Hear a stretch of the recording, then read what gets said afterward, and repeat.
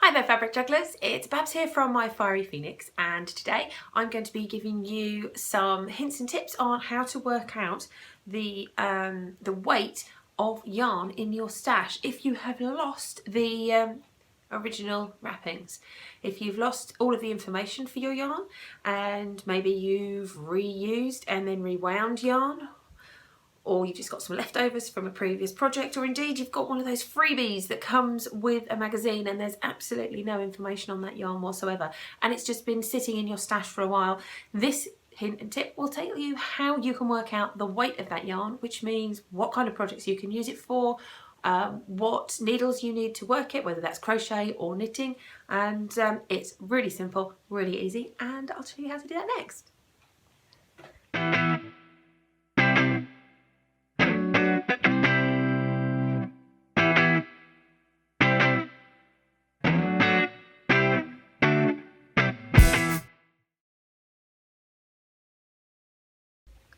Here we have a selection of mystery yarns of different weights, and the way that we're going to be working this out is by using a ruler, and we're going to be measuring an inch worth of wrapping. So as we wrap the yarn around the ruler, the number of wraps that you can achieve within an inch space will give you the weight of that yarn. So if we start with one of the larger ones, so I can demonstrate this quite quickly.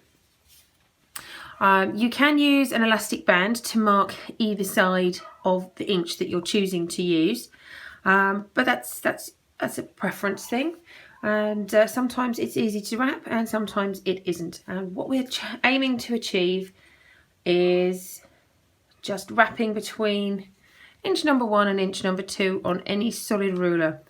So that gives us 3, 4, 5, 6, 7, 8, possibly a 9th wrap. If I smidge that up, we don't want to crush anything up too small, we just want it to wrap smoothly with as small a gap as possible. So that gives us 9 wraps between marker 1 and marker 2, so it's 9 wraps in 1 inch, which would give us a worsted weight yarn, which makes sense because this is a chunkier yarn. So now I know the scale of the needles that I need to use for this particular yarn. So let's try that again on something that is quite obviously slightly smaller. So let's just give that a go. Line that up with number 1. And starting it off, especially in front of camera, is quite tricky, but once you've got it wrapped around a couple of times, everything then starts to get easier once it's holding itself in place.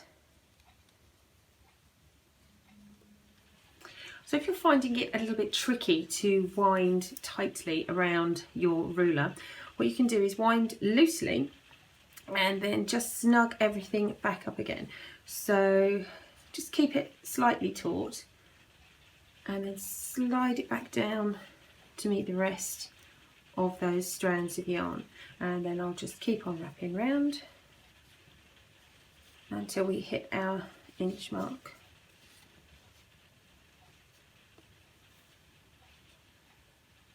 So here we are with our inch worth of wraps. As you can see, if I take that end away, that is our 1 inch mark, and this end away gives us our 2 inch mark. So what we can then do is count off the wraps that we have. So we have 1, 2, 3, 4, 5, 6, 7, 8, 9, 10, 11, 12, 13, and 13 wraps would give us a between 5 and 4 ply. So that would be, I would say, a 4 ply piece of yarn.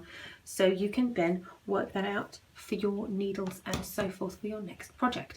Now on my blog post, I've actually got the number of wraps per inch for different weights of yarn. So if you want to find out more information, there is a link in the description below, and that should help you solve all of your mystery yarn questions. So I hope that that tip was of use to you, and you will now no longer have mystery yarns in your stash that you won't know how to use. And if this has been of interest to you, then there should be some other videos over on one side or the other of the screen. There's an option to subscribe to the channel if you want to find out more hints and tips for yarn and fabric, which is what my channel is all about. And I would really like to know if this kind of video is of use to you. So if it is, please give it a thumbs up to give me some feedback. And as always, if you've got any questions or comments, please drop those in the box below, and I'll do my best to answer them for you. See you later. Bye.